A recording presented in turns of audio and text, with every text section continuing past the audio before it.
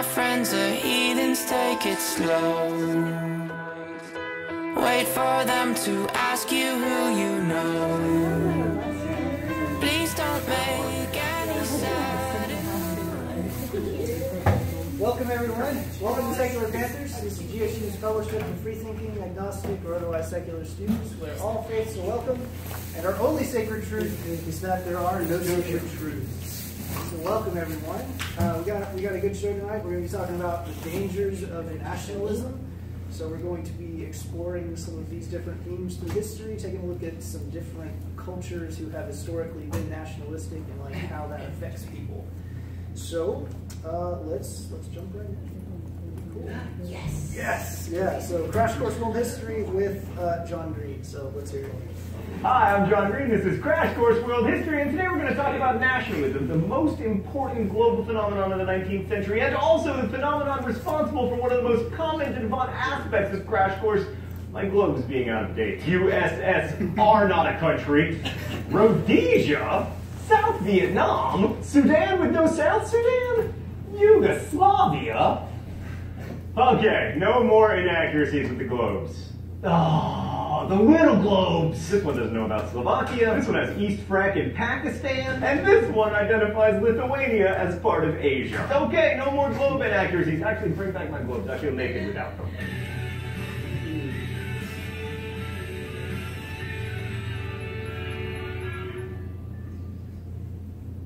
So if you're into European history, you're probably somewhat familiar with nationalism and the names and countries associated with it. Bismarck in Germany, Mazzini and Garibaldi in Italy, and Mustafa Kemal, aka Ataturk, in Turkey. But nationalism was a global phenomenon, and it included a lot of people you may not associate with it, like Muhammad Ali in Egypt, and also this guy. Nationalism was seen in the British dominions as Canada, Australia, and New Zealand became federated states between 1860 and 1901. I would say independent states instead of federated states, but you guys still have a queen. It was also seen in the Balkans, where Greece gained its independence in 1832, and Christian principalities fought a war against the Ottomans in 1878. In India, where a political party, the Indian National Congress, was founded in 1885, and even in China, where nationalism ran up against a dynastic system that had lasted more than 2,000 years. And then, of course, there are these guys, who in many ways represent the worst of nationalism, the nationalism that tries to deny or eliminate difference in the efforts to create a homogeneous, mythologized, unitary polity. We'll get to them later, but it's helpful to bring them up now, just so we don't get too excited about nationalism. Okay, so before we launch into the history, let's define the modern nation-state. Definitions are slippery, but for our purposes, a nation-state involves a centralized government that can claim and exercise authority over a distinctive territory. That's the state part.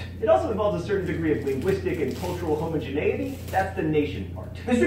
Green, by that definition, China was a nation-state by, like, probably the Han Dynasty. Dude, me from the past, you're getting smart. Yeah, it could be, and some historians argue that it was. Nationhood is really hard to define. Like in James Joyce's Ulysses, the character Bloom famously says that a nation is the same people living in the same place, but then he remembers the Irish and Jewish diasporas and adds, or also living in different places. But let's ignore diasporas for the moment and focus on territorially bounded groups with a common heritage. Same people, same place. So how do you become a nation? Well, some argue it's an organic process involving culturally similar people wanting to formalize their connections. Others argue that nationalism is constructed by governments, building a sense of patriotism through compulsory military service and statues of national heroes. Public education is often seen as part of this nationalizing project. Schools and textbooks allow countries to share their nationalizing narratives, which is why the once and possibly future independent nation of Texas issues textbooks literally whitewashing early American history. Still, other historians argue that nationalism was an outgrowth of urbanization and industrialization, since new urbanites were the most likely people to want to see themselves as part of a nation. For instance,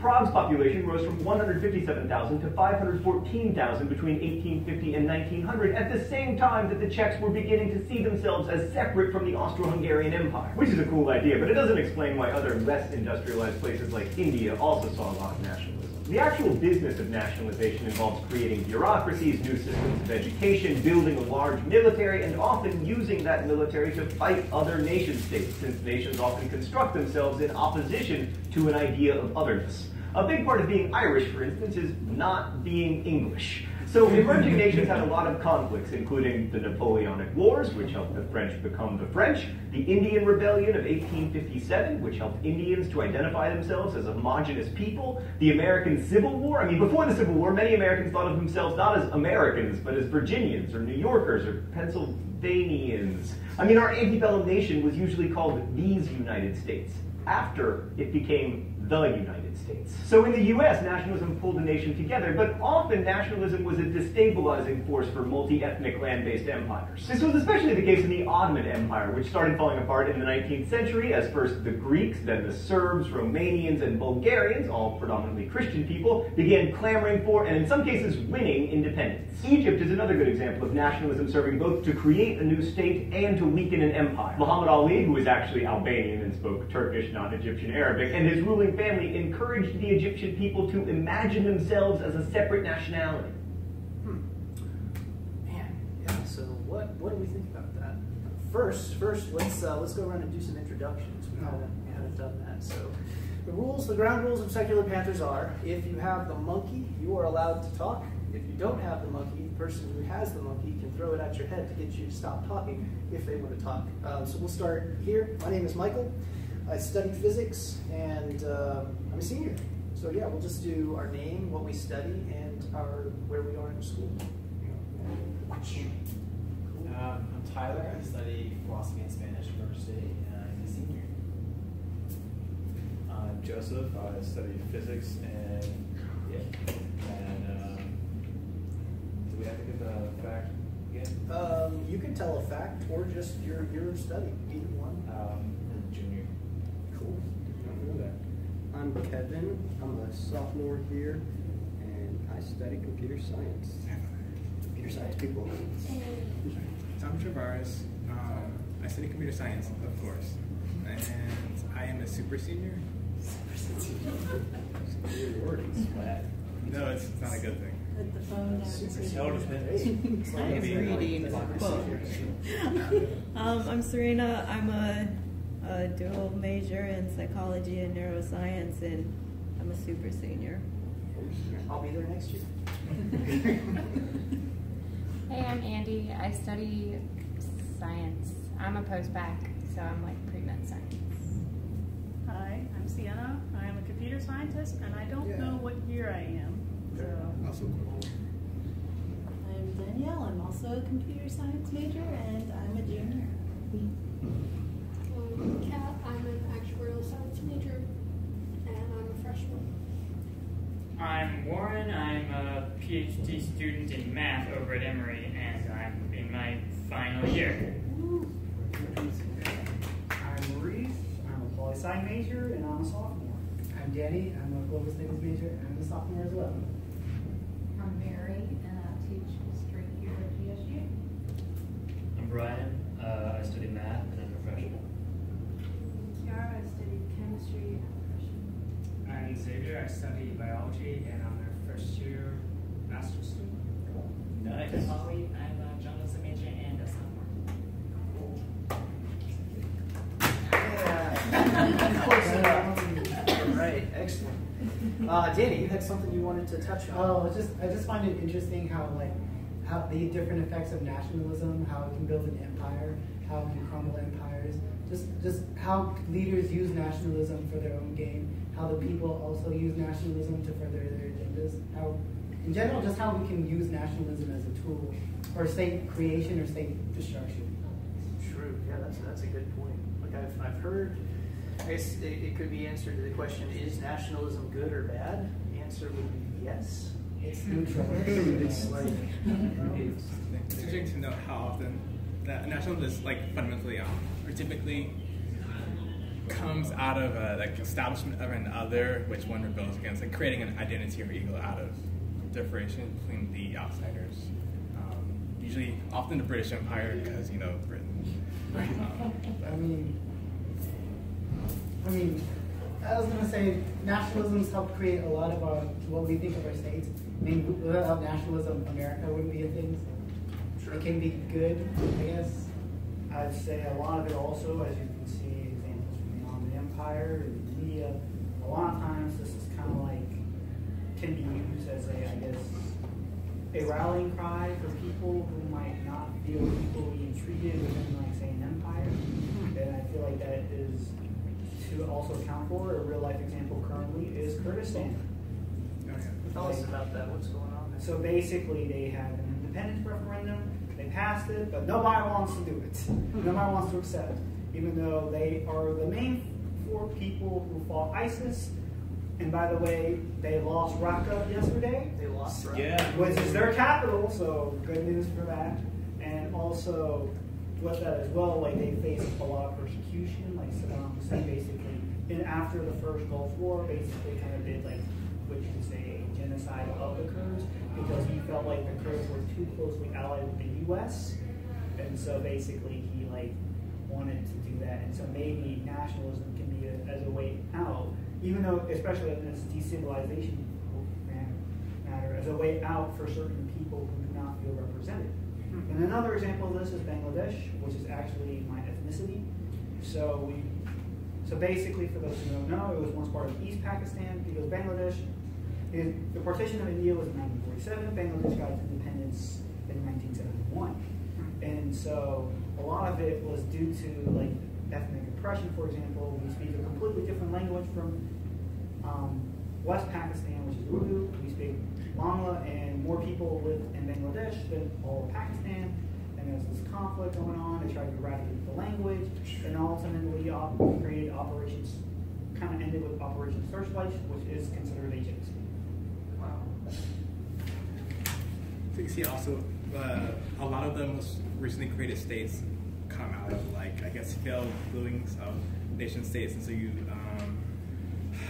as well as like a lot of referendums that you're seeing now, Scotland with Catalonia. With, okay, I was going to say Catalonia. Yeah. Do you know what they decided upon that? Because they had a couple of days to make a decision. I don't think Spain's going to let them go. Yeah, it's the other issue. Economically, a huge power. And so, like, as like with Tibet, with not Tibet, the Uyghur people, like there's a lot of forced fusions into one nation-state idea, and after a while, that perhaps doesn't work out, and then you get a lot of independence movements as a consequence. I think that's talking about that. The bad to go parts that of with Spain, nationalism. to explain part of the reason why was Francisco Franco, the dictator of Spain. He was actually around this. He got in power around the same time Hitler and Mussolini did. But the thing is, since Spain was neutral in World War II, that dictator never got removed. So he was there until like 1975. Damn. And he was. So basically, yeah, while Portugal was one of the founding members of NATO, Spain didn't join until 1975 as well. And so basically, one of the things he did was he basically forced like Castilian, which is the area from Madrid, like that are Spanish, yes, like as the national language, as the national culture, and as that. So basically, there was an ad. Like I've seen one of them, for example, like, do not speak your local tongue, because he compared it to animals. Like basically they not be Catalan. What year was this? I don't remember, but this was probably around like the 50s or 60s or something. It's like there's. So yeah, that shows you some context on Catalan. Yeah, America was going through. And also part of the reason why of that is because while Spain's in a deep economic crisis, Catalonia is their wealthy region. So basically, they feel like they're being overtaxed by the government to fund poor regions. I mean, also Catalonia. Also, Catalonia has kind of been part of Spain since the union, since the marriage of Isabel and Fernando. So it'd be kind of hard for them to leave, and also Castilian is kind of the national Spanish language for like ever, because it's been one of the original kingdoms. Yes. España. So also to note. Sorry, I just wanted. So also to note with that, ever since the end of Franco, Spain does their things somewhat interesting. Like if there's like 22 autonomous zones, yes, which is like a difference between like a state and kind of like an autonomous region. It's kind of like a between that. Even though they have like a unitary, basically one central system, they have a more deregulated. When they get in areas like the Basque Country, which has a language that is not related to any European language around it. So yeah, that area, they have like basically their own languages, and they kind of do their own schooling. While yes, everyone learns Spanish, and probably English too, because it's still international language. They have that as well, so local rules, and you can see how this stuff evolves. Have you guys heard about the people hypothesizing that in like 5 generations we'll have a unified world language or something Yeah, I hope not. It's kind of this other kind of nationalism that we were. I don't think it's nationalism. I think it's cosmopolitanism. Yeah. All right. So how would you define cosmopolitanism? So basically, think about it like how. Think about New York City. How it's like that type of atmosphere is like usually very diverse, kind of very free flowing goods, ideas, services.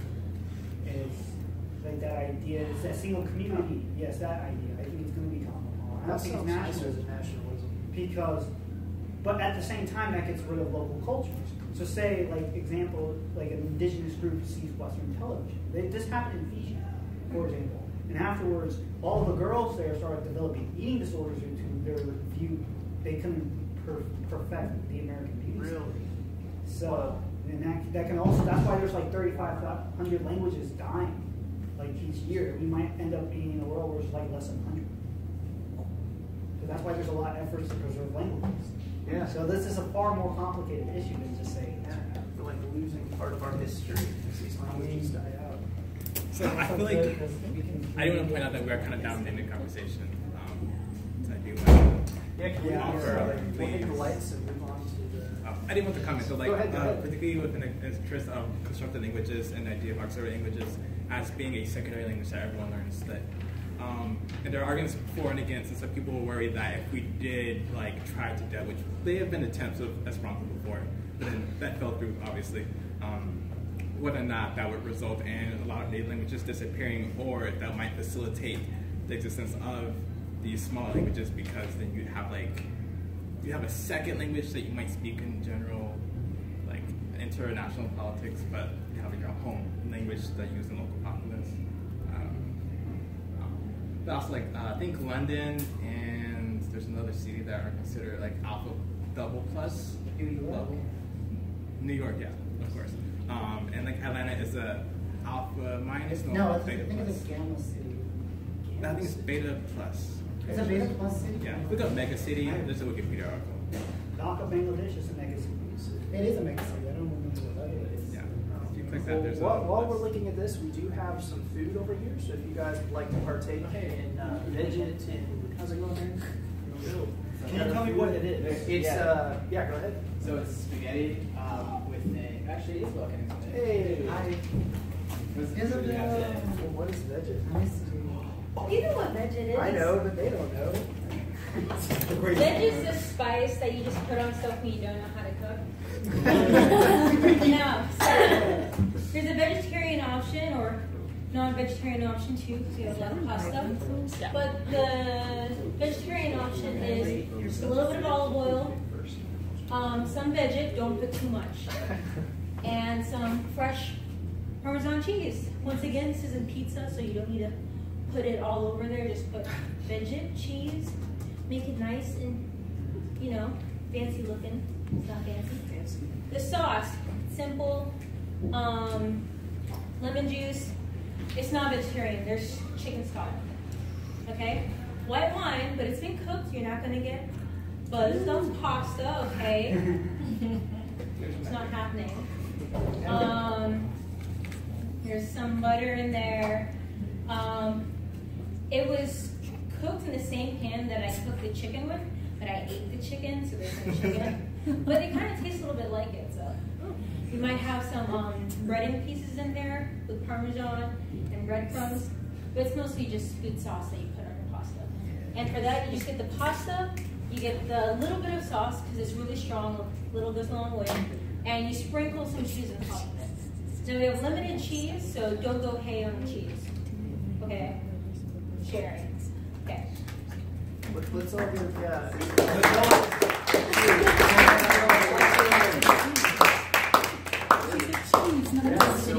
We're all get up at once. We're going to watch the next clip of Crash Course. Well, this year. Hey. nationalism was a global phenomenon in the 19th century, and we can't talk about it everywhere. So instead, we're going to focus on one case study, Japan. You thought I was going to say Germany, didn't you? Nope, you can fight me, Bismarck. Japan had been fragmented and feudal until the late 16th century when a series of warrior landowners managed to consolidate power. Eventually, power came to the Tokugawa family, who created a military government, or bakufu. The first Tokugawa to take power was Ieyasu, who took over after the death of one of the main unifiers of Japan, Toyotomi Hideyoshi, sometimes known as the monkey, although his wife called him, and this is true, the bald rat. In 1603, Ieyasu convinced the emperor, who was something of a figurehead, to grant him the title of shogun. And for the next 260 years or so, the Tokugawa bakufu was the main government of Japan. The primary virtue of this government was not necessarily its efficiency or its forward-thinking policies, but its stability. Stability, the most underrated of governmental virtues. Let's go to the thought bubble. The Tokugawa bakufu wasn't much for centralization, as power was mainly in the hands of local lords called daimyo. One odd feature of the Tokugawa era was the presence of a class of warriors who by the 19th century had become mostly bureaucrats. You may have heard of them, the samurai. One of the things that made this hereditary class so interesting was that each samurai was entitled to an annual salary from the daimyo called a stipend. This privilege basically paid them off and assured that they didn't become restless warriors plaguing the countryside and its bandits. We tend to think of samurai as noble and honorable, but urban samurai, according to Andrew Gordon's book A Modern History of Japan, were a rough and tumble lot. Samurai gang wars, a West Side Story, and the shadows of Edo Castle were frequent in the early 1600s. And you still say that history books are boring. As with kings and lesser nobles anywhere, the central bakufu had trouble controlling the more powerful daimyo, who were able to build up their own strength because of their control over local resources. This poor control also made it really difficult to collect taxes, so the Tokugawa were already a bit on the ropes when two foreign events rocked Japan. First was China's humiliating defeat in the Opium Wars, after which Western nations forced China to give Europeans special trade privileges. It was a wake-up call to see the dominant power in the region so humbled, but even worse for the Tokugawa was the arrival of Matthew Perry. No, not Bubble, Matthew Perry. Yes, that one. The Tokugawa are somewhat famous for their not-so-friendly policy toward foreigners, especially Western Christian ones, for whom the penalty for stepping foot on Japanese soil was death. The Tokugawa saw Christianity in much the same way that the Romans had, as an unsettling threat to stability. And in the case of Matthew Perry, they had reason to be worried.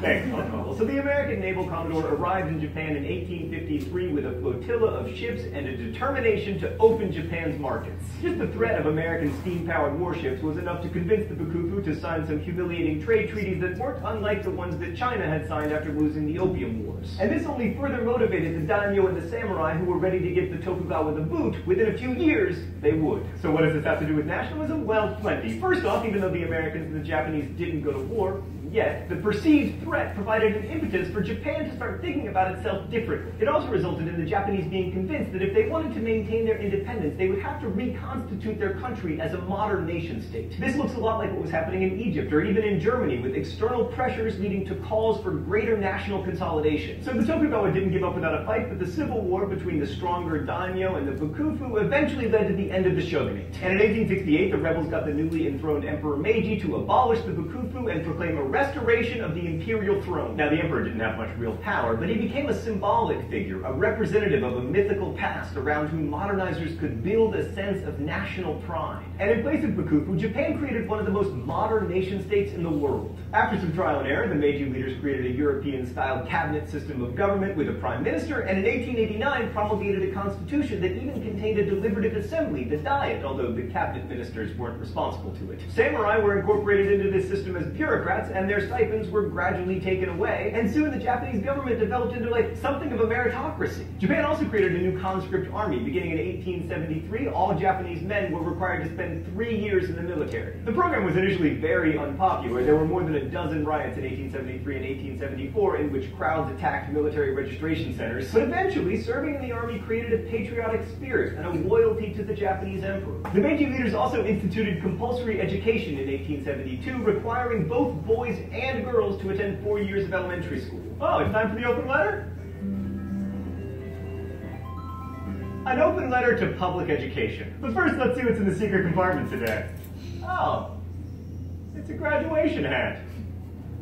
Thanks, Meredith the intern, for letting me borrow your graduation hat. Dear Public Education, when you were introduced in Japan, you were very unpopular because you were funded by a new property tax. In fact, you were so unpopular that at least 2,000 schools were destroyed by rioters, primarily through arson. Stan, it doesn't look good when you bring it in close like that. I look like a 90-year-old swimmer. And even though public education has proved extremely successful, lots of people still complain about having to pay taxes for it. So let me explain something. Public education does not exist for the benefit of students or for the benefit of their parents. It exists for the benefit of the social order. We have discovered as a species that it is useful to have an educated population. You do not need to be a student or have a child who is a student to benefit from public education. Every second of every day of your life you benefit from public education. So let me explain why I like to pay taxes for schools, even though I don't personally have a kid in school. It's because I don't like living in a country with a bunch of stupid people. Best wishes, John Green. In Japan, nationalism meant modernization, largely inspired by and in competition with the West. So the Meiji government established a functioning tax system, they built public infrastructure like harbors and telegraph lines, invested heavily in railroads, and created a uniform national currency. But the dark side of nationalism began to appear early on. In 1869, the Meiji rulers expanded Japan's borders to include the island of Hokkaido, and in 1879, they acquired Okinawa after forcing its king to abdicate. In 1874, Japan even invaded Taiwan with an eye toward colonizing it, although they weren't successful. And in these early actions, we already see that nationalism has a habit of thriving on conflict.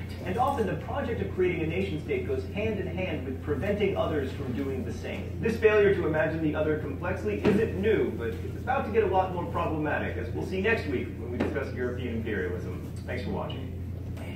Yeah, so that's Japan through history. We're going to take a look in a second to see how these historical influences kind of play a part in modern day events. But before then, do you guys have any opinions on what he was saying about education, its place in nationalism, how that kind of works? Maurice? All right. So yes, going back to my Kurdish example. Currently, if you don't know Kurdish, it's spoken on it's on a continuum. Like Kurdish people in Iran probably can't understand Kurdish people in like eastern Syria. So there's this whole dialogue. But with the whole rise of ISIS and the Kurds fighting for their territory and basically their autonomy, there's been these efforts to nationalize the Kurdish language. Thus, kind of proves my point over here. It's an important role. And that's why you probably have to say the Pledge of Allegiance every day, because it's probably to ingrain that love for the country. We'll talk about that in a second. I was just going to say that what you were talking about was a dialect continuum. And they really wanted to do was standardize the language. Basically, much what they did in Italy when they were trying to unify it, because Italian dialects were so dissimilar from one another. They had to they had to kind of almost reinvent the language, and they did. It's called Modern Standard Italian, based on the Tuscan dialect. Huh. Interesting. Yeah. I was just gonna ask, you said that Iran and where else? Iraq. Okay. Like, can't understand each other. What's the, does that apply to both speaking and writing? I think it's mostly when we talk about this is both. Okay. If I may. Because if the written language is intelligible, then. But because in Persian, if I may, it's like the villages close by can understand each other, but let's say a village in Turkey can't understand a village in Iran. So it'd be because they use different vocabulary and different syntax, different ways of expressing each other. Technically, they're speaking the same language, but it's like they're not speaking the same language. Similar problem happens in China. Yeah, I knew that, but in the case of China, the written stuff is the same, even if the spoken version isn't. Yeah, but it's just easier to communicate with people by talking. Oh, yeah, that's true. Anything else want to Samurai Jack?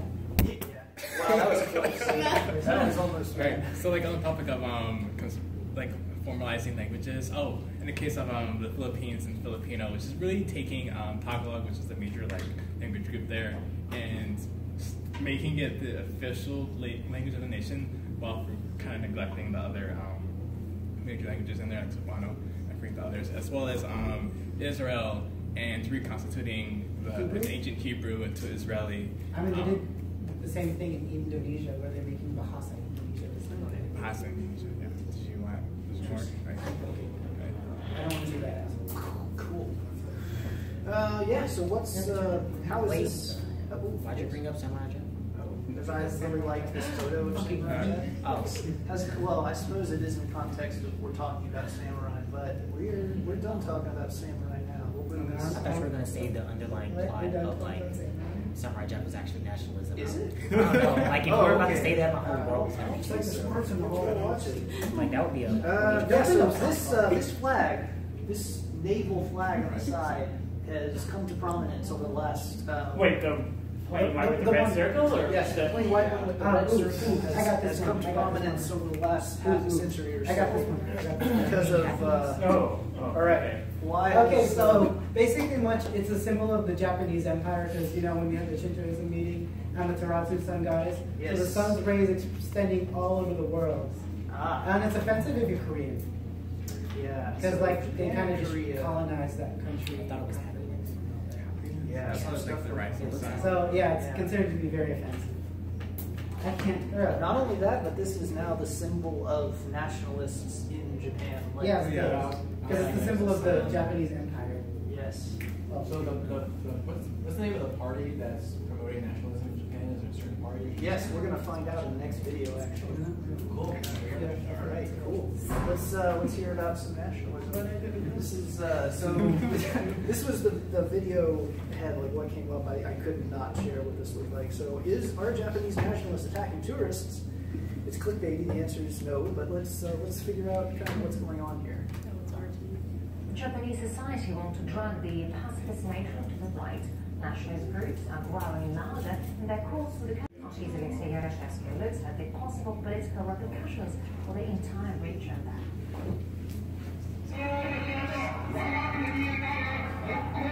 It's become a tradition in Japan when some foreign officials are subjected to verbal abuse. On this particular occasion, Japanese nationalists made their feelings known loud and clear to Russia's foreign minister. China and South Korea have also been in their crosshairs, one for an island dispute, the other for sending too many labor migrants to Japan. In one of the latest protests, Korean workers were described as cockroaches, which needed to be exterminated. This man is one of those behind the nationalist rallies in Japan. He says he'd like to see Japan a more closed society. We've been too open to the world. Now foreigners come here and commit crimes. I want us to return to a pre-war period, when we were closed and self-sufficient. Despite criticizing the government for its immigration policies, the movement could not be feeling more comfortable. Since 2012, when Shinzo Abe was re-elected as Prime Minister, such rallies have been on the rise. Those are not only foreign nationals and delegations getting the stick from Japanese nationalists. There are locals who have directly suffered from their country becoming more far right. These school teachers have been protesting because they lost their jobs for not complying with what they call ultra-nationalist regulations in schools. They made it an obligation to listen to the national anthem before classes. I told my pupils, part of whom were not even Japanese, that it wasn't obligatory to stand up. And then I got fired. Wow. But it's not only about instilling national pride. Speculation is right that with all this stronger Japan hype, Abe is eager to amend the 1947 constitution, namely Article number 9, which prohibits Japan from having any kind of army other than for defense purposes.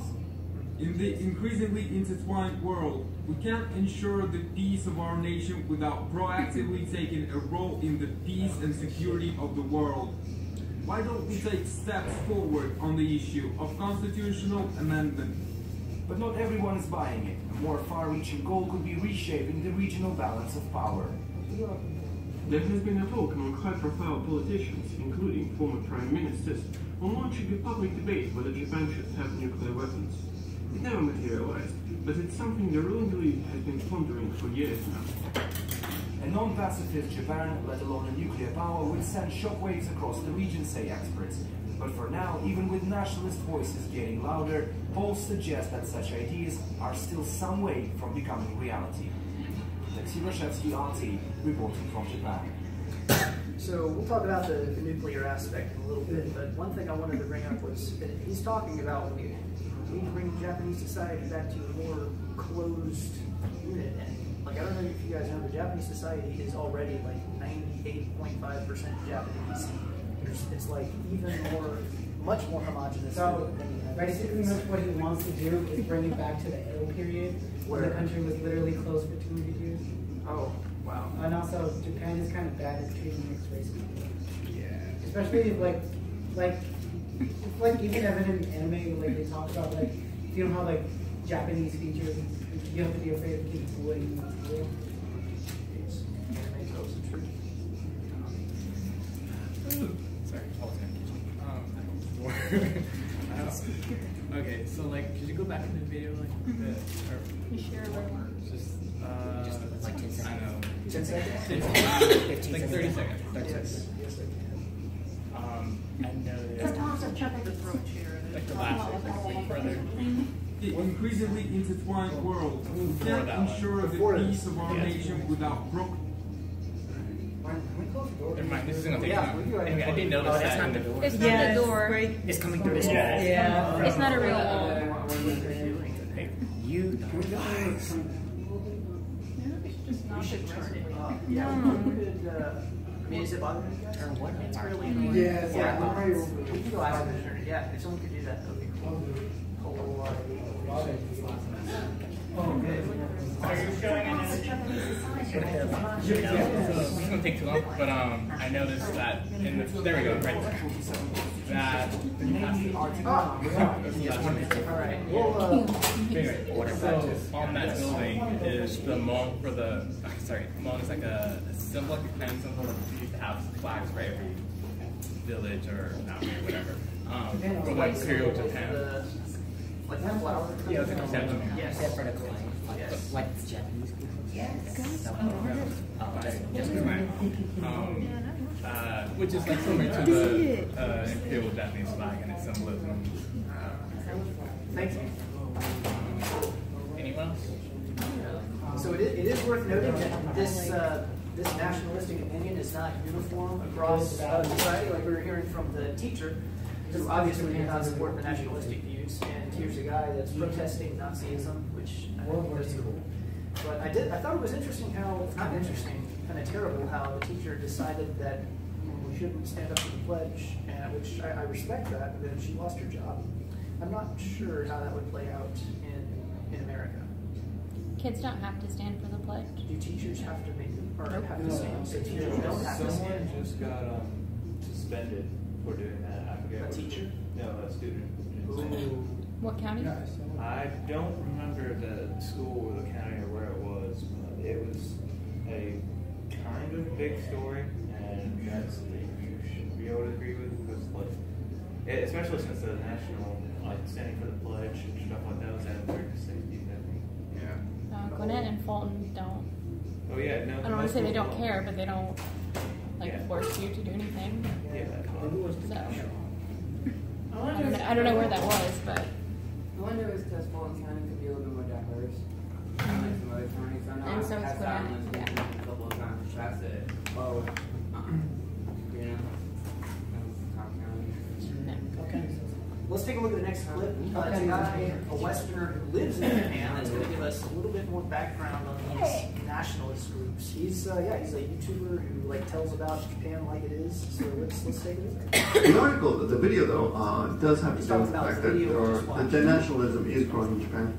And another thing I thought was interesting is that in Japan we have two words. We have aikokusha, which is I love my country, love country person, right? That's the actual translation. And then something, the word, that's for a patriot, I should say that first. That's the word for patriot. And the word for nationalist is kokkashugisha. And when I asked my wife what the difference was, she said, wow, you asked difficult questions, don't you? And I asked her if she had any special, if she felt there was any nuance, or she felt any word was negative or more positive. And she didn't really. She just said, oh yeah, she said, basically, aikokusha, a patriot, just love their country. And in her opinion, kokkashugisha are people who fight for Japan's rights, and they want to improve their country economically. But she didn't think it was really negative. right? Now in Japan, they also have something called uyoku, which is, oh yeah, and that's what she did. She did associate it with uyoku, which is the right-wingers. And they're kind of scary. They have these big black trucks that they drive around with this kind of flag on it, which some of you may recognize. As, this is the traditional flag. It's called, there's actually a name for it, I have to look it up. It's Juroku Jo Kyoku Jitsuka. And it's not the flag that they fly normally. This is the flag that represents basically the right wing. And it's originally, I think, a naval flag flown on the naval ships in Japan. Even today, maybe. Yeah, pretty sure even today. Anyway, the Hinomaru, which is a traditional Japanese flag, which is just the white with the red dot, they started using that in 1870. I think that's the Meiji era. You better look that up. But that's what they usually, when we have like a national day here or some national holiday, people fly the flag there. That's the other thing that's interesting about Japan. It's not like, they're not a bunch of flag wavers like in America. Like, yay, America. In Japan, not really. Which is something that I kind of think is kind of sad because, you know, from my impression is that one of the reasons is because a lot of Japanese see themselves as instigators during World War II, and they feel kind of guilty, and so they're not real proud of the flag. Which I think it's a shame because it's been a long time. You know, it'd be nice to see a little more patriotism, I think, in your country, or at least not be embarrassed by it. But that's my opinion. Now the article calls not the Japan Nazis, right? By the way, in Japanese, if you say Nazi, no one will understand. You have to pronounce it correctly. It's Nazis. And whenever I hear that, I just want to hear like nacho cheese, not cheese. But anyway, long story short, Japan is a pretty safe country. Don't worry about that if you're a tourist and you're coming to Japan. I think that was all I wanted to tell you about. Just a little history there on the flag and the name of the flag. And yeah, come to Japan and have some fun. But bring some money. It's expensive. I'll give you that. And that's about it for today. Thanks for watching, guys. Cool. So, his opinion, some cool talent you were just there. What's it like? Yeah, well, so I was there last November for 8 days. He's right. It's kind of expensive. It's kind of like maybe like a little less expensive than New York City. But the impression I got was that it's really about, it's not that they outwardly are aggressive or have an opinion about foreigners. It's that it's this whole like way of behaving in society and a way of acting that is kind of like, for example, Americans love to talk. And so we're on a train, we love talking to each other, we love engaging in conversation. We even like starting a conversation with someone, you know, that we don't know. But, you know, when I was taking the train in Japan, in Kobe, no Japanese would look or talk. They keep to themselves, and then anytime that we were being too loud, like, they were visibly annoyed. So I can kind of think that maybe, you know, that cultural aspect of America can be annoying, but at the same time, I wouldn't say that it reaches over to they hate all foreigners. I think the Korean thing is a different issue. But really what I want to talk about is what he was talking about with how his wife thought that it wasn't like necessarily a bad thing. And from there, you can kind of illuminate the more intellectual, I'm not saying it's right, I think it's wrong, but the more intellectual nationalist argument that having a more unified system of life increases efficiency and economics and productivity. When you have this diversity, not only do you need to make sure you account for everyone, which can kind of slow things down, but at the same time you have dissenting opinions, dissenting viewpoints. But I mean, the bottom line is that nationalism, the bad kind of nationalism that we've seen, the one where you try to block out other people's ways of life and language and culture, etc., is that there's a lack of tolerance, a lack of willing to tolerate people who are different than you. In America, I think that a lot of places have it right. You know, Atlanta is pretty tolerant, especially with our LGBT presence and the mixes of races. Georgia City is a good example. And I think that when you cultivate this attitude of tolerance and curiosity, you can have an economically efficient system when you are able to understand maybe certain ways to increase efficiency that you didn't see before in your system. So I think nationalists neglect that virtue of diversity in bringing newness and bringing novelty and maybe even some creative insightful ways to increase productivity. They just think, oh, it's going to slow us down, it's going to make us less unified. a lot of people are scared of that lack of unity. They're like, oh, it's not like their country, it's my way of life is being threatened. My community is being threatened by these other people. But of course, that's not really based in logic or rational thinking. I don't know, that's a long thing. Along similar lines, there is multiculturalism is good. You do notice that with a number of the developed democracies, in particular the countries which are doing so well with their social democracy, are also very homogenous countries, and I think there's like within social-political theories that suggest that it is perhaps easier to institute social systems when all the other people who benefit from it also look like you, and it's easier to include them in your end group. So I guess that helps to like slate progressive thought. Nevertheless, I do prefer multicultural paradigms. I'm a fan of multiculturalism. Now, with that said, is there something to the argument of unified culture is more efficient? Like, certainly people say it for a reason. Like, is it? I guess what if are you look why at do they culture, support it? I guess if you look at culture as a machine, it would make sense to not have different parts come from different places. Some parts come from like one place, but if you look at culture as people, it doesn't really make sense. Yeah. It depends on how you look at culture. Yeah, 2 more comments and we gotta move. You could also argue that that's really all people know, because if you like live in a small town, all of the people know each other and live that way from childhood, and especially in the case of like medieval times when you couldn't really travel as far, that's really all you had.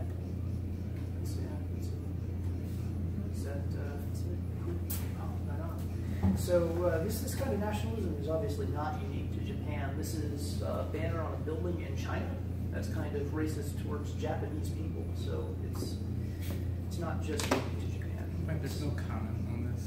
There's no what? Kana, which I True. Yes, can't tell. It's all kanji. In Japanese or in Chinese. Yes. So Ribbon. Nihonjin. This No, means ren. people. What?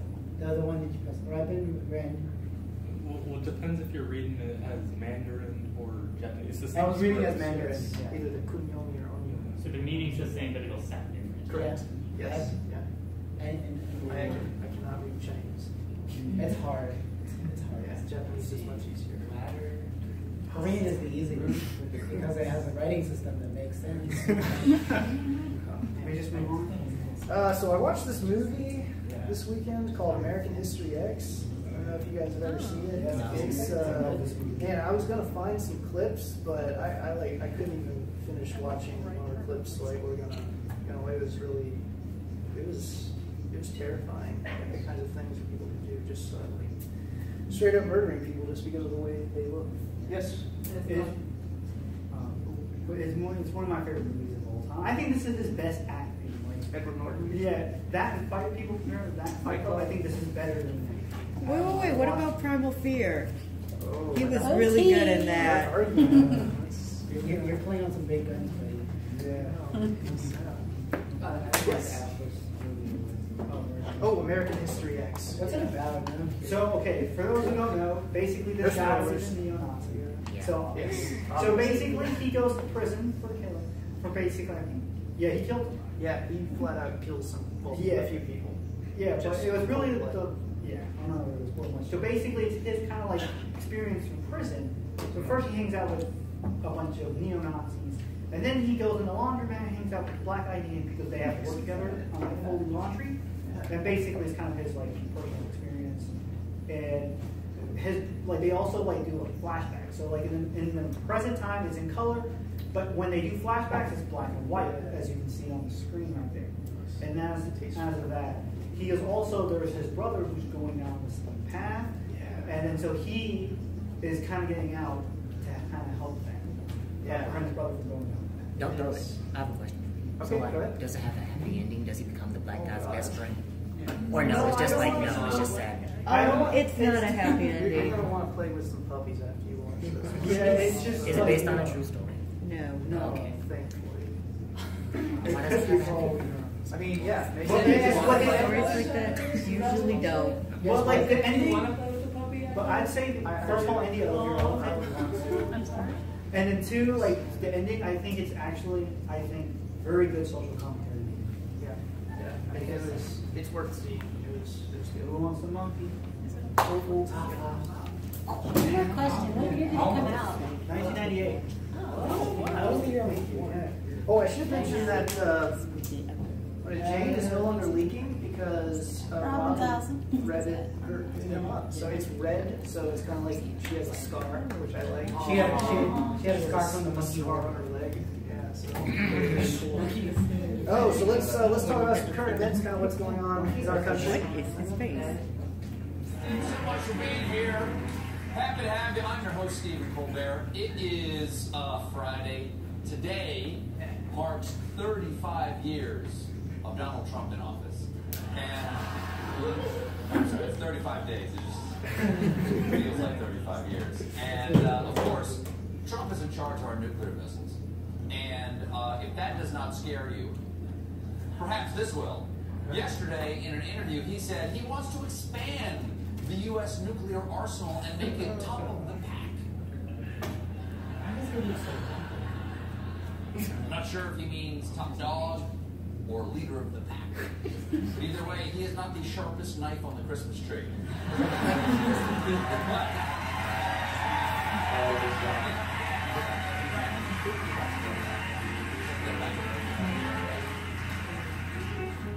But it's a terrifying prospect. After years of carefully decommissioning our nukes, Obama won the Nobel Prize for that. Trump wants to ramp up nuclear production. It's like the Cold War all over again, but this time everyone's on Russia's side. And he elaborated, so we know who the winner is. And he elaborated with the following reassuring words: I am the first one that would like to see nobody have nukes. Everybody, nobody have nukes. Actually, I think that's how nukes work. First, everybody has them, then nobody has them, and in between, there's a big boom.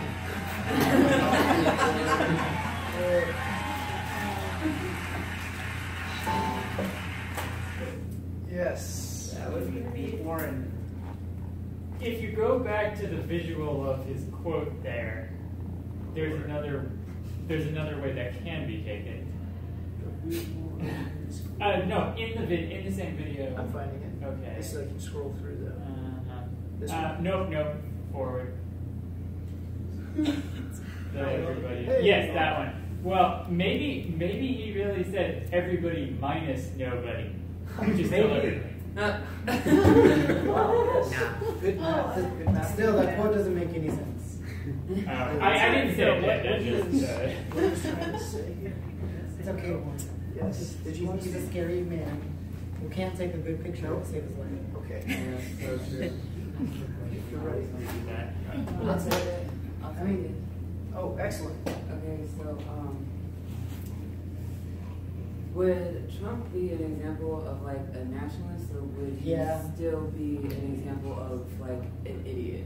You can be both. Are those mutually exclusive? Yeah, you can be both. I get it. I mean, if you open the Trump door, you're just not going back. Yeah, no. See, what I really don't understand is why people voted for him, because we already really like him in the first place. I mean, they voted for him because a lot of people felt kind of like, a lot of like big Western people felt kind of like disenfranchised, and not even fix things, and they don't vote enough. That's so sad, because I would have voted for that.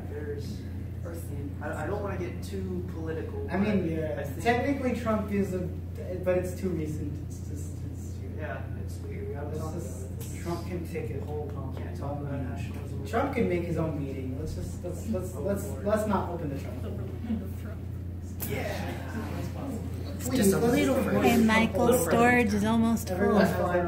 It doesn't store it anyway. Okay. That'll be good. Yeah. So that's kind of what's going on here. We've got two world leaders that are kind of at odds with my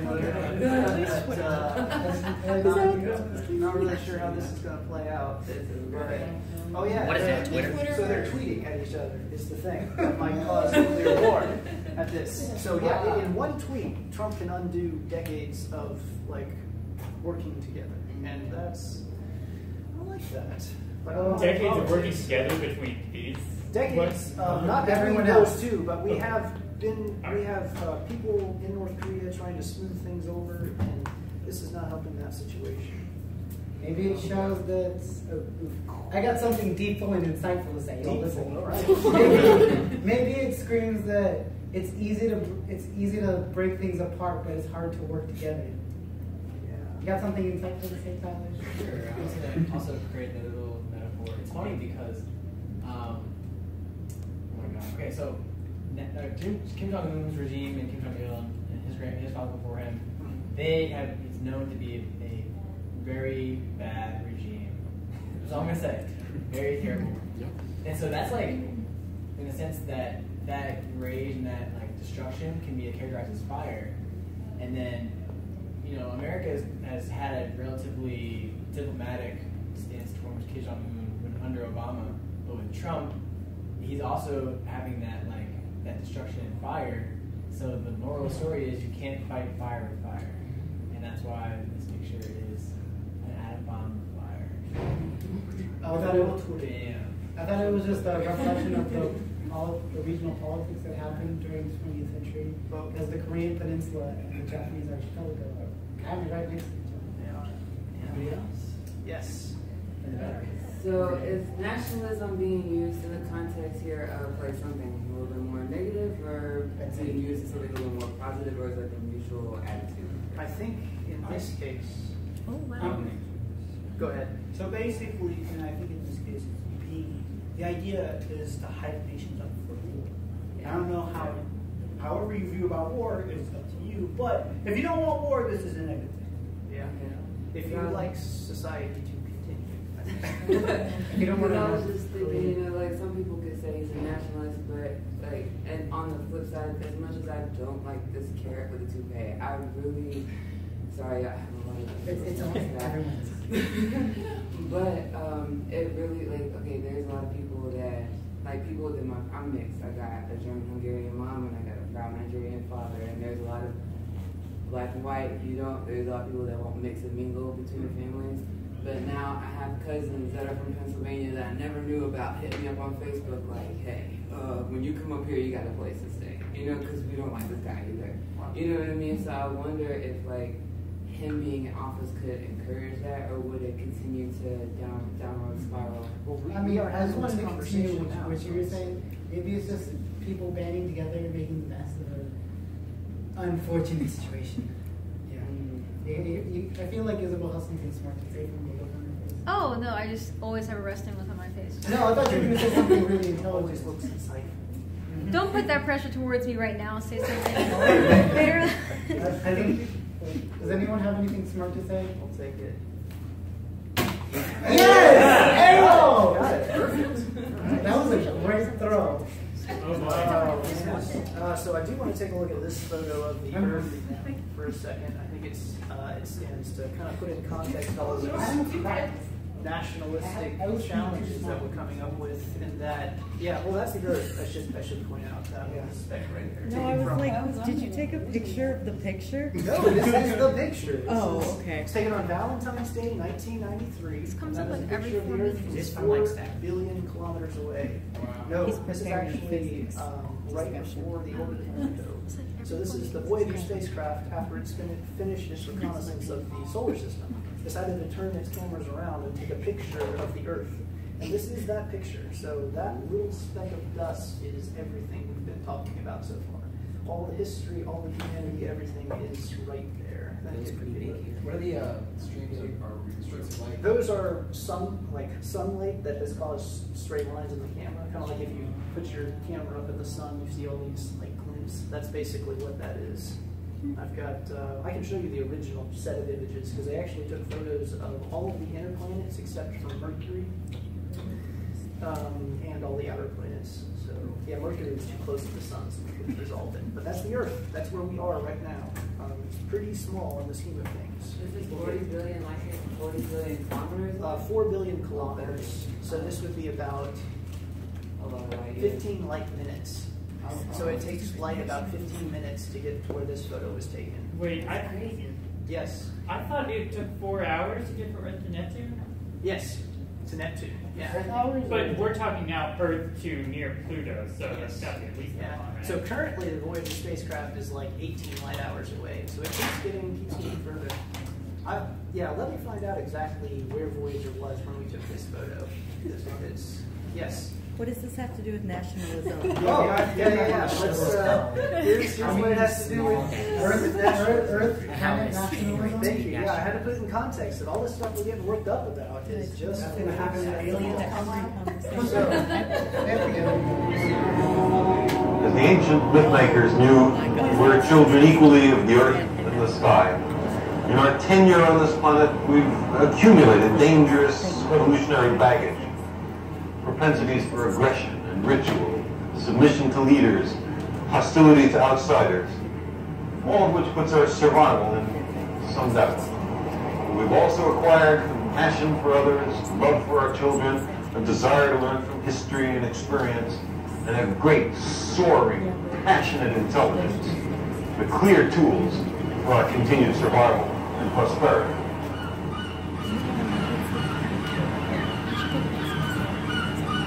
Which aspects of our nature will prevail is uncertain, particularly when our visions and prospects are bound to one small part of the small planet Earth. But up there in the cosmos, an inescapable perspective awaits. National boundaries are not evident when we view the Earth from space. Fanatic ethnic or religious or national identifications are a little difficult to support when we see our planet as a fragile blue crescent fading to become an inconspicuous point of light against the bastion and citadel of the stars. There are not yet obvious signs of extraterrestrial intelligence, and this makes us wonder whether civilizations like ours rush inevitably headlong to self-destruction.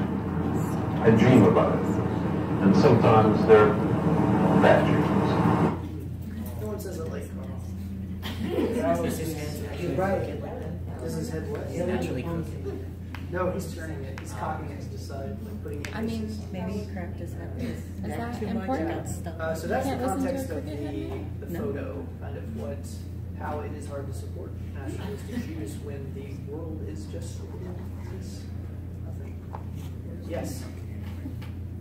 2 comments, and then we got the yes. Yeah, I was gonna say one reason to support like international space efforts is as what's it called? The ISS, one of the future other space stations may create, is that it may facilitate international cooperation if we undertaking these colossal tasks, which is actually part of the point of Contact, that novel movie that he created. As it takes there's so much to explain. So much. I mean, like the difficulty of the actions that scale such a way that we need one nation can't do it alone, but we need like several nations all together. If we create like international body who is responsible for space activities, that is one way to increase or decrease nationalism and increase international ideology or support. I'm gonna do devil's advocate because it's fun. Maybe sometimes people can't see the bigger picture and can only see, like we've discussed it before, like people are kind of stuck in their environment. So maybe they can't see space. Maybe they just see America or Japan, Bangladesh, or like India. They just see their country in the entire universe. So sometimes it's harder to even picture an international system. Totally. Everyone should go to space. That way we can. That's expensive. Yeah. Working on it. Warren, because you're closer. I guess I wasn't clear what point you were making. Right. That okay, so like going to space, going to Mars, going beyond that, creating lunar system. Lunar, what do you call it? Intergalactic. Well, interplanetary. We're getting that's a bit of a jump. Getting interstellar, interplanetary. But yes, that takes a lot of resources and coordination, and that will require the cooperation of more than one nation, which will invigorate international cooperation. I mean, that gets into like sci-fi though, because we're not there yet. It's also like when you talk about Dyson spheres or Dyson rings, like the amount of resources necessary to create such a thing is astronomical, literally. And just it's something that a planet does, not something that a nation does. Yeah, but I just thought of this weird about. What if we had space immigration? Well, eventually we should. Have you guys seen Cowboy Bebop? Yeah. That is like a dystopian kind of. What happens if things don't get better and we just end up going to space anyway? It's probably what it's space racism. Have you seen Firefly? Those Martians. Yeah, but like, what if we have space immigration? We have like space racism. As long as we are still here. Like, why would people more so care about interplanetary development if they're not getting the things they need where they're at? Yeah, so that's one of the things that Sagan talked about a little bit more in the series. So, like, how do you support spending money on space when there are people starving on Earth? And his answer to that was that it's not necessarily a false dichotomy like that. We can do both. That there are enough resources, reasonably, that we can take care of everyone on Earth. There is no need for famines except for the way that food is allocated. And that is reprehensible. So, yes, we can do both. There's no reason we can't. It's just a matter of allocation. So basically, Manche, it doesn't have to be a win-lose situation. Yes, it's not. It's not So we have to do both. Going back to nationalism, I know we looked at Japan, and we talked a little bit about America. Is there another case of nationalism that's like unique in those two cases? Yes. Russia. Of course, there's Germany. Oh yeah, we're getting into Germany right after that. I think we should keep going with the presentation. Cool. Yeah, let's keep going. We've got Carl Sagan's bad dreams about what could happen if we don't figure out how to live with one another. Word, the galactic computer. What would it say about the Earth?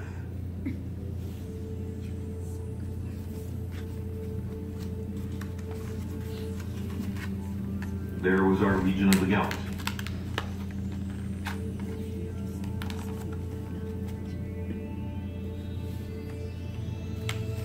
There was our world. I had found the entry for Earth. Humanity, third from the sun.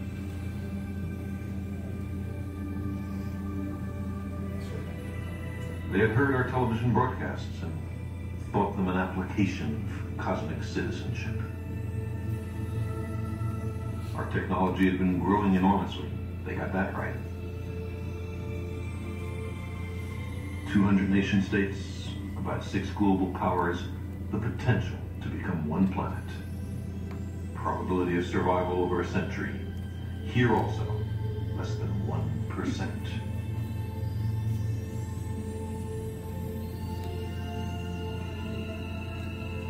So it was nuclear war, a full nuclear exchange.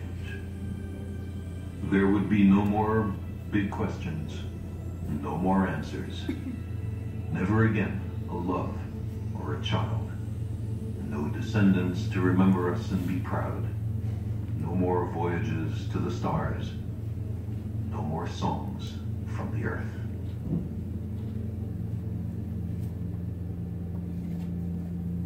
I saw East Africa and thought a few million years ago, we humans took our first steps there.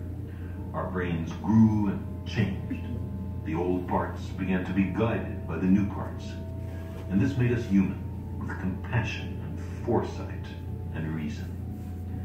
But instead, we listened to that reptilian voice within us, counseling fear, territoriality, aggression.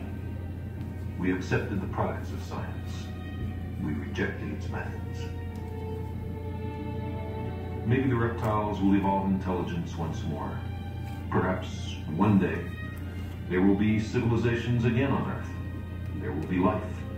There will be intelligence. But there will be no more humans.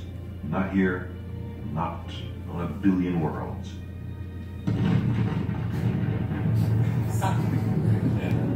Okay, Carl. I'm depressed. Can we change focus?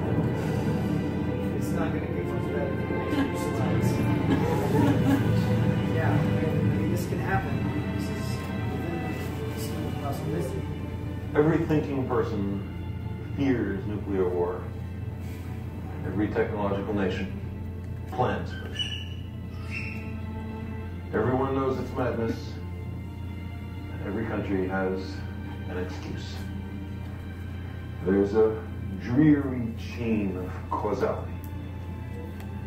The Germans were working on the bomb at the beginning of World War II, so the Americans had to make one first. If the Americans had one, the Russians had to have one.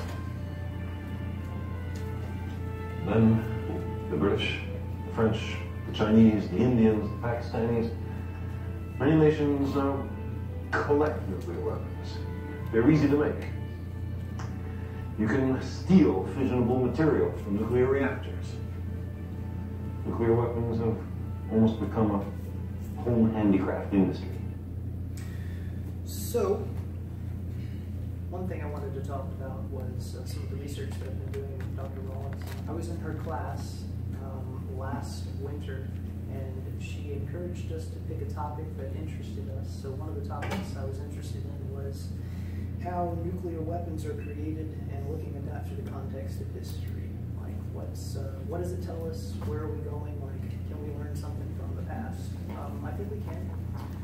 We got one last clip, and I'll show some of what's happening. The bomb dropped on Hiroshima History. killed 70,000 people in a full nuclear exchange, in the paroxysm of global death. The equivalent of 1 million Hiroshima bombs would be dropped all over the world. But in such an exchange, not everyone would be killed by the blast, and the firestorm, and the immediate radiation.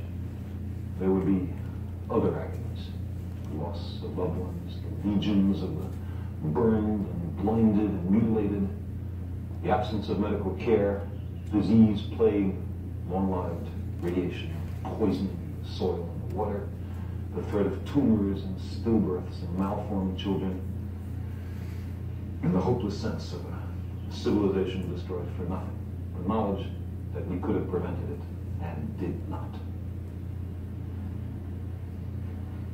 The global balance of terror pioneered by the United States and the Soviet Union holds hostage all the citizens of the earth. Each side persistently probes the limits of the other's tolerance, like the Cuban Missile Crisis, the testing of anti-satellite weapons, the Vietnam and Afghanistan wars. The hostile military establishments are locked in some ghastly mutual embrace. Each needs the other. But the balance of terror is a delicate balance, with very little margin for miscalculation. And the world impoverishes itself by spending $1 trillion a year on preparations for war, and by employing perhaps half the scientists and high technologists on the planet in military endeavors. How would we explain all this to a dispassionate extraterrestrial observer? What account would we give of our stewardship of the planet Earth? We have heard the rationales offered by the superpowers. We know who speaks for the nations, but who speaks for the human species? Who speaks for Earth? From an extraterrestrial perspective, our global civilization is clearly on the edge of failure. The most important task it faces, preserving the lives and well-being of its citizens and the future habitability of the planet. But if we're willing to live with the growing likelihood of nuclear war, shouldn't we also be willing to explore vigorously every possible means to prevent nuclear war? Shouldn't we consider in every nation major changes in the traditional ways of doing things, a fundamental restructuring of economic, political, social, and religious institutions? We've reached a point where there can be no more special interests or special cases. Nuclear arms threaten every person on the earth. Fundamental changes in society are sometimes labeled impractical or contrary to human nature, as if nuclear war were practical, or as if there were only one human nature. But fundamental changes can clearly be made. We're surrounded by them. In the last 2 centuries, abject slavery, which was with us for thousands of years, has almost entirely been eliminated in a stirring worldwide revolution. Women, systematically mistreated for millennia, are gradually gaining the political and economic power traditionally denied them.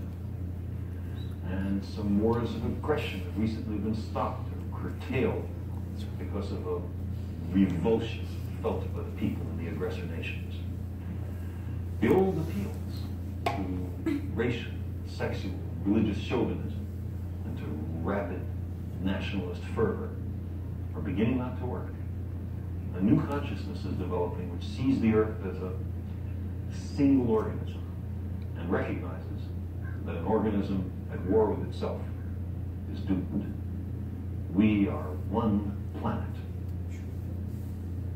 So when this was made back in 1980, it was real close to the Cuban Missile Crisis. It was a different world. And since then, I think that we've made pretty good strides to live in a world where we aren't at risk of nuclear annihilation. Over the last year, that has unfortunately been changing.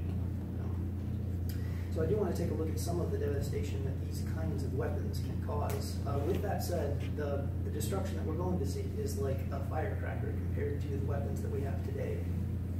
I have a question. Yes? How does that have to do with nationalism? Oh, thank you. Oh, the fact that nationalism causes these kinds of wars and aggressions to happen. If you don't check these tendencies, then we will make these same mistakes again. Because we're still human. We are still human. We can argue, though, that nukes had actually prevented wars because of mutually assured destruction. Yeah, well, we could argue that. And yes. we could, I guess, in World War II's case, we could have argued that this was the best outcome. People do argue that. Question mark. Yes, people do argue that. Question mark. Question mark. Oh, this is Hiroshima. So this is the ground zero of where the atomic bomb was detonated. Yes? I'll say, I think the question isn't so much whether nuclear war is bad, whether nationalism is bad, because I think that's, all of us can probably agree that we don't want a nuclear holocaust. I think, 99.9% of people can agree a nuclear war would be bad. So I think the question isn't whether it's good or bad, it's how to prevent it. Because, other than, donating to an organization designed to prevent it, vote for politicians who you think will try and prevent nuclear war, and I guess just, randomly, loving people, what can you really do on a personal level to try and prevent a nuclear war? Yeah, what can we do? So, Stephen Colbert answer us? Yeah, I want Stephen Colbert to make me smile. Of course, the UN was founded after World War II in hopes of creating a lasting peace. So naturally, the highlight of the president's speech was threatening thermonuclear war. The United States has great strength and patience. But if it is forced to defend itself or its allies, we will have no choice but to totally destroy North Korea. Can we just not open the Trump door? So, for as much as we say we don't want nuclear war, and I understand that, I just there are people that don't see that way, and those people are on the brink of war. It's like we don't want nuclear war for ourselves, but the other people, as long as they're threatening us, I guess that's a possible outcome. It all goes back to the video we just watched. Yeah. We have to think of ourselves as one people that aren't constantly fighting. Yeah, I still that takes time. Yeah. Yeah. Yeah. Man. Yeah, so this was so one of the reasons we bombed Hiroshima was to see just how devastating bombs can be. So it was, in a way, it was kind of like a sick experiment to try to see how much damage we can do. So it was an experiment that destroyed just absolutely the entire city. There was nothing left. Once back, so yes. If you go back a few pictures, that dome, when I was in Hiroshima, and that dome was really significant. It was like, this is within a mile of the epicenter. Yes. And yet that dome remained, it's like, it was almost like undamaged. Yes. The building around it, like the stone and concrete crumbled, but the dome itself was like intact. Yes. It's really cool. My understanding was just the fact that it was located directly underneath meant that there were no winds pushing it any direction, so it was able to withstand the blast. But yeah, it's still there. You can go visit it today. I got text you. Want to see it? Yeah, let's see some pictures afterwards. That'll be great.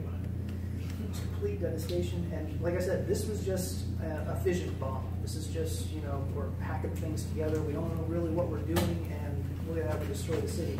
So the weapons that we have now are hundreds of times more powerful than this. And that's scary. It's a little bit scary. That's this complete devastation, and it's still there today. City's completely rebuilt. They've rebuilt. There's no radiation levels are normal. There's no problems with that, which is good.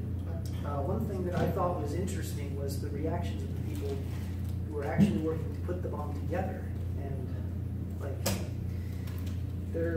I can see how they thought of Japan as the enemy, but there really wasn't any kind of remorse. It was just, we did something great.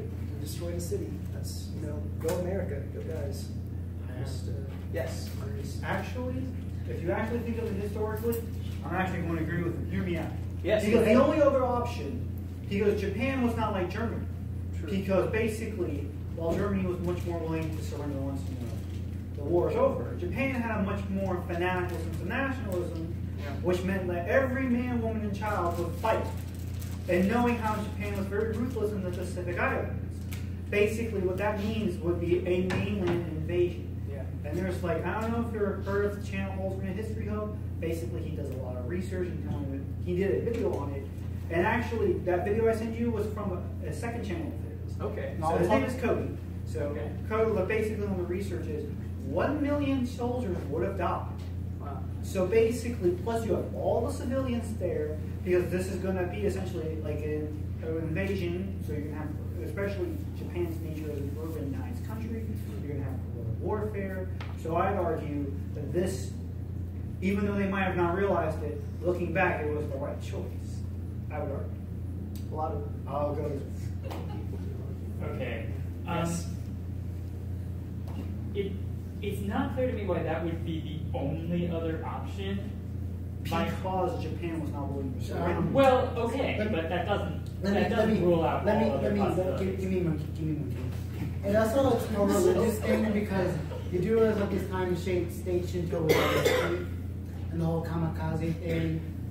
They literally worship their emperor as, again, the son Amaterasu, as the descendant from Amaterasu's grandson. He's holy. You do what he says because he is descended from the sun.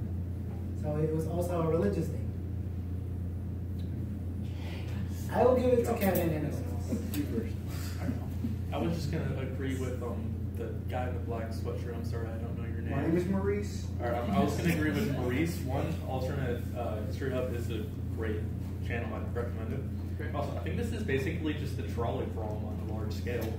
Yeah. Because, and similar to how you can't really judge somebody for, if that were to happen, you can't really judge somebody or blame someone for that decision. You can't do this. And it's, a million lives is a million lives. And while it feels horrible to think that we did this and killed so many innocent people, so many more innocent people would have died. And,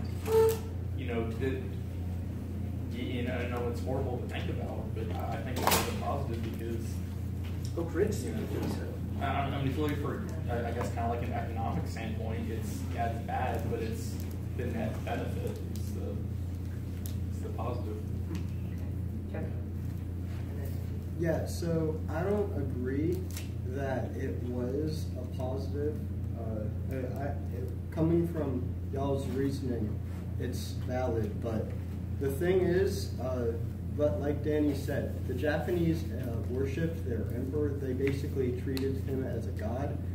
And during 1945 negotiations, or attempted negotiations with the Japanese, the Americans did not allow, in a surrender, the Japanese to keep their emperor. And that is why surrender was not considered an option for Japan. But it's that's a little known fact. And at the end of the day, after the bombs, after World War II, they ended up keeping the emperor anyway. So it's commonly thought, like among historians, that it wasn't necessary to drop the bomb to get them to surrender. If we were a little more lenient with negotiations. With that said, there are also historians that would say the opposite, like that that 1 million American lives would be worth more than the 70,000 Japanese. The Japanese citizens as well. Well, that's exactly what I was going to say. So what all I'm hearing is that 70,000 lives lost is better than 1 million when there could be 0, just because we can't. Like, I don't know. And I'm hearing that, and I'm hearing like if the situation is reversed, if it was 70,000 American lives for 1 million Japanese lives to be saved, I mean, would we have the same rationale behind it? So that's just all I can hear with that, and I guess I don't believe in like a certain amount of people dying for the greater good, because there should be, like, I know that's really idealistic, right? But there still is always an option for no deaths. So I like. Have you guys seen or read the Star Trek about the Kobayashi Maru? Where it is an impossible challenge to beat. Like, you cannot get out of it without destroying the lives of your crew, everyone, and it's supposed to teach people how to perform admirably in the face of overwhelming odds. Well, Kirk reprogrammed the program to allow himself to win. Like, those kind of solutions, I think, do exist. I think that we make that happen. We know how you prevent nuclear war, right? No. How? Please tell us. Well, of course, you have to build up your state. It's almost as called like nation building in a sense, which you could describe it as like sort of an ism, nationism, maybe nationalism. That works. I don't know. So the problem is also the solution. Right. Well, the problem is also the solution. Yes. I guess. Yes. So a couple things. So if the emperor was like everybody's focus in Japan, the main like conversion to, I mean, one option would be to do something to only the emperor. Again, descended from the sun and imperial guard. Again, it'd be kind of hard because in Japanese history, the emperors flip-flop from being important to not important to the Meiji Restoration, and you do realize that those palaces are probably heavily guarded, right? Not assassins. Moreover, I don't think that changes anything because it does not end up fanaticism. That's the point. That would fuel fanaticism. It probably. But the reason why the emperor, they still have an emperor, was basically in later negotiations. The emperor was like, holy crap, they have nukes. This is bad. Yeah. So it took two. Because first of all, the first time, he thought like the emperor was like, oh, we have war. It's like he thought he was bluffing.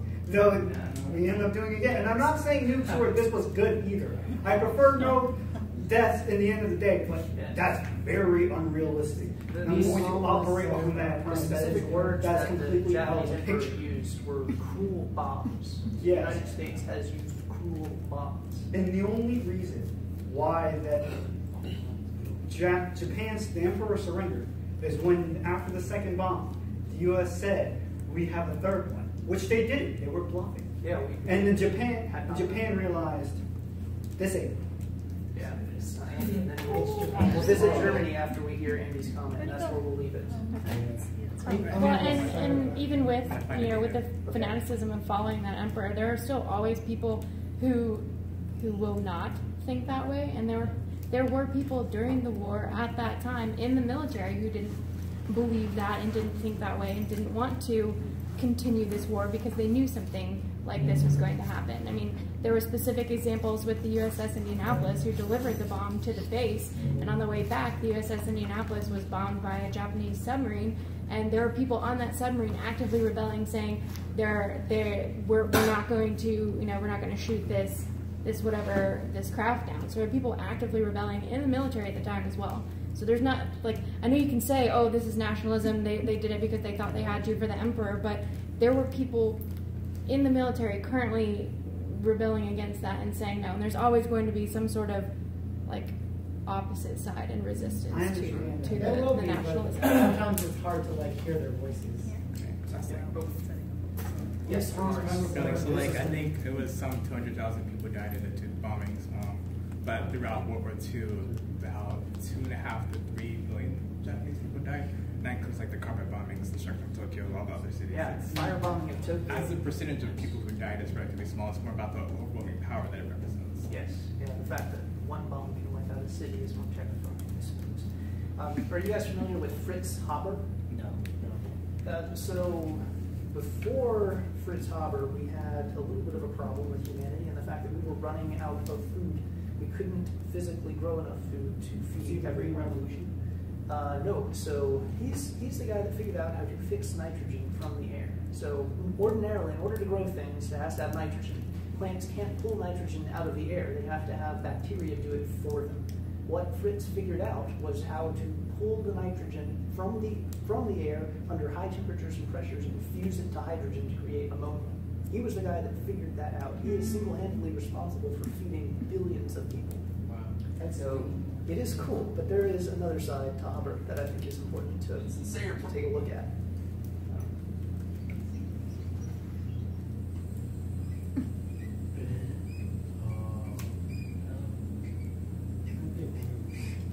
He's also that guy. Was it the And tested on the babies. Yes, It's abominable. That's Einstein. Have you They ever were seen friends. men twisting in agony on the battlefield shot through with bullets? Or witnessed the horror in an infirmary after sepsis overtakes a body? That's abominable, Albert. This is humane. You would burn a man's insides, make him drown in his own phlegm. They're slaughtering our boys. Because we attacked them. Are you taking their side?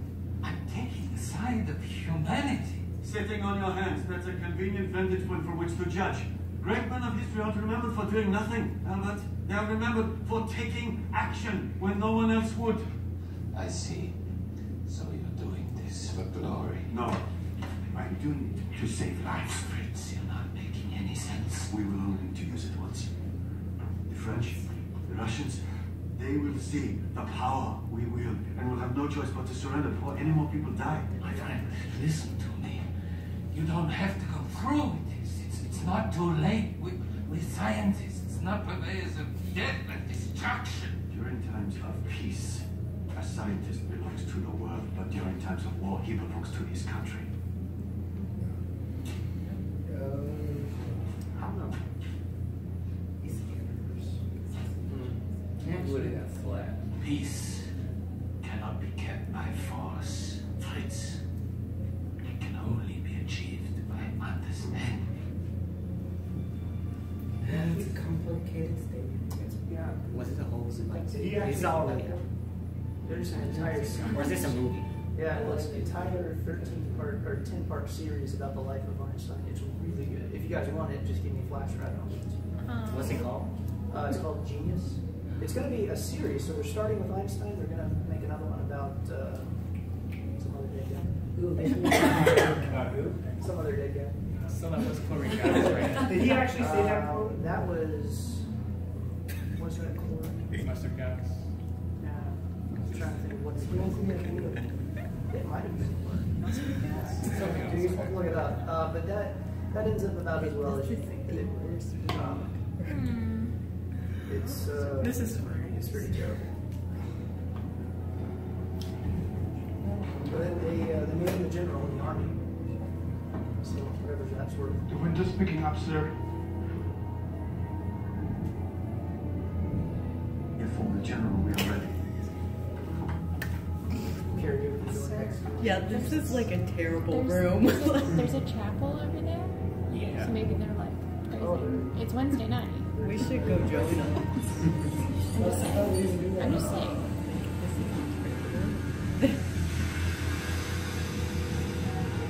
Yeah, the whole series is really good. You guys should watch it.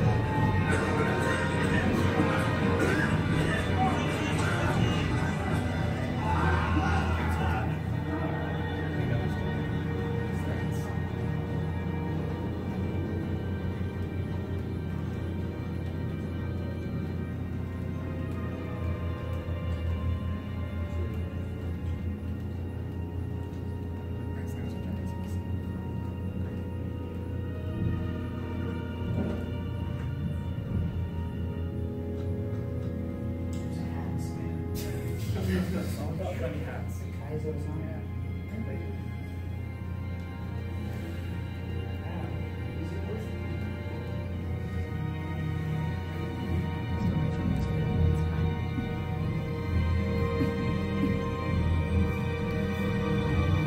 A true hero. The English papers are calling Captain Harper's gas the death cloud. The enemy will surely surrender soon. Thanks to our gracious host, to Captain Harper. To Captain Harper. I think we could make the argument that nationalistic fervor perhaps contributed to that series of events. Yeah. This reminds me of Wonder Woman when Dr. Poison was in it.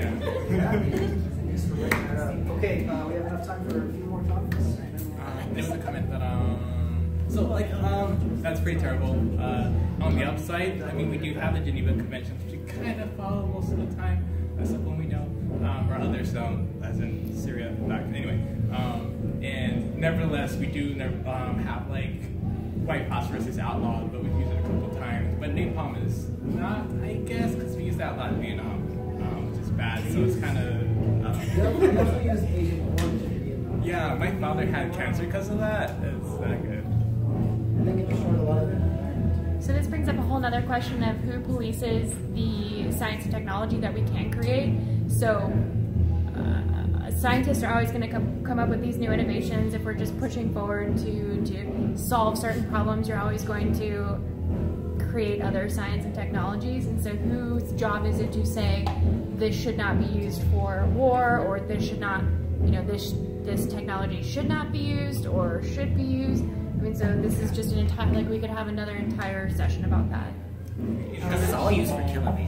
I wish it was the people that could regulate exactly what you're talking about, because it should be the ones that are affected by it that should be turning around and saying what should be regulating what. You know what I'm saying? Well, the people creating it don't generally create it for mayhem. I mean, this is an example of where they did, but I don't think generally we create technology just to kill things and cause mayhem. I don't know.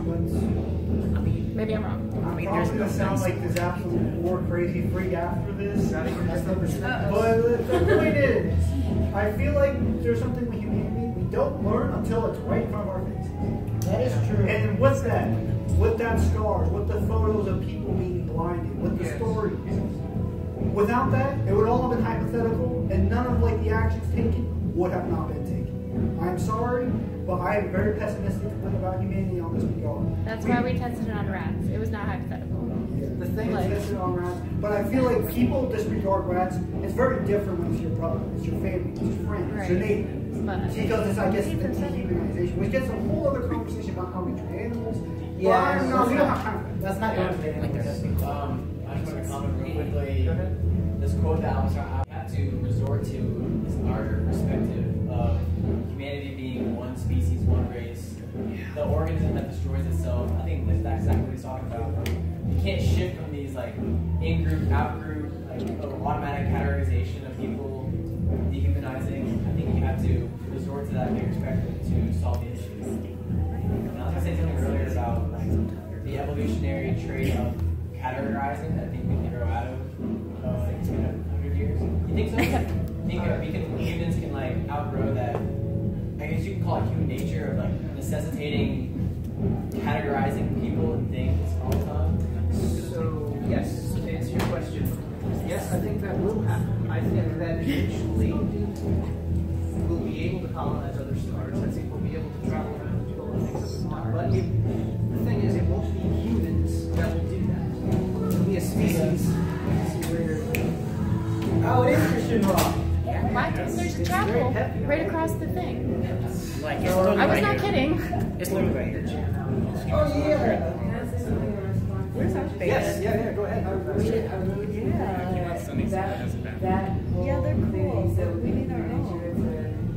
I think for us to stop saying it's human nature to do the things that we don't like would really like decrease. You know what I'm saying? Because I can sit here and like lie to your face and be like, oh, it's human nature. But it's my choice to lie to you. You know what I'm saying? So like I think once we alternate the linguistics and the attitudes we have behind them, it might help reduce a lot of the problems. That goes into the word theory that the language you're speaking versus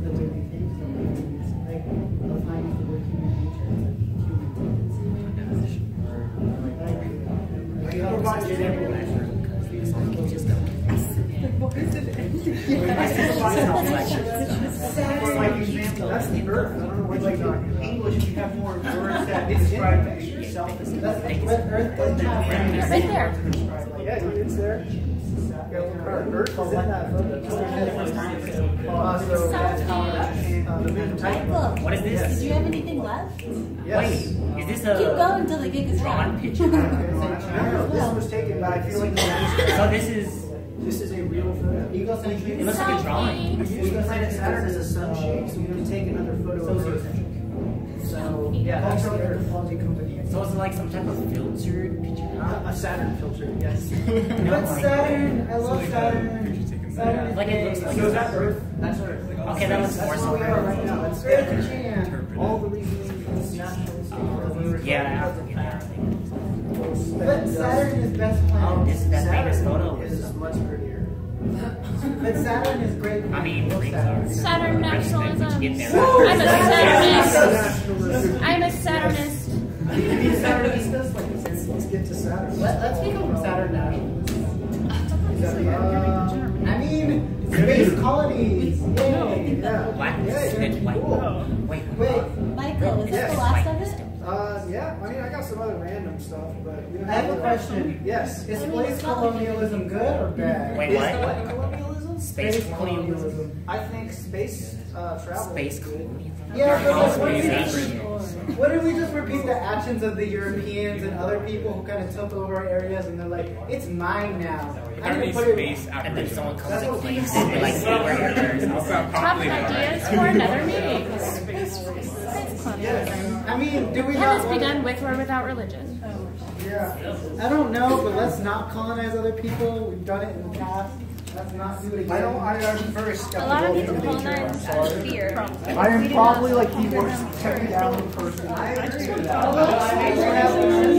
what that means, that would just broke it to me. So imagine if civilization saw our civilization, you're gonna freeze. Would they conquer? Well, but if they're able to use that civilization that well, they have the technology that they do.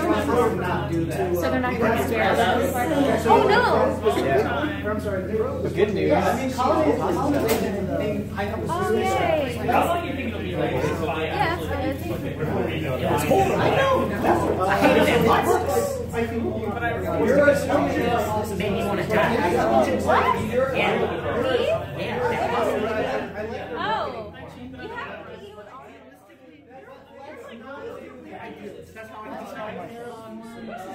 How you describe yourself? Realistically idealist. Right. I try to look for the best. I just see like, and when I was talking about million lives, that was not just including Americans. That's also including Japanese. Like I've been trying to say that. Like you keep, like I was in the conversation, we keep having this like, oh, you keep emphasizing like 70,000 Americans in the middle. Like you try to flip it. Like I remember when you said that, I thought you were, because I wanted to address that as not. I'm not addressing like.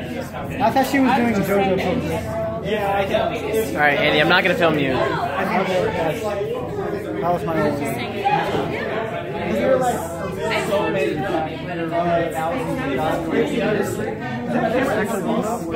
What? Oh, it is. Yeah. You can film me all day long. Don't get a big head. I'm telling you right now. How are you, We're having a meeting on Trump. What's up? Alright, I gotta turn this off. All my friends are heathens, take it slow. Wait for them to ask you who you know.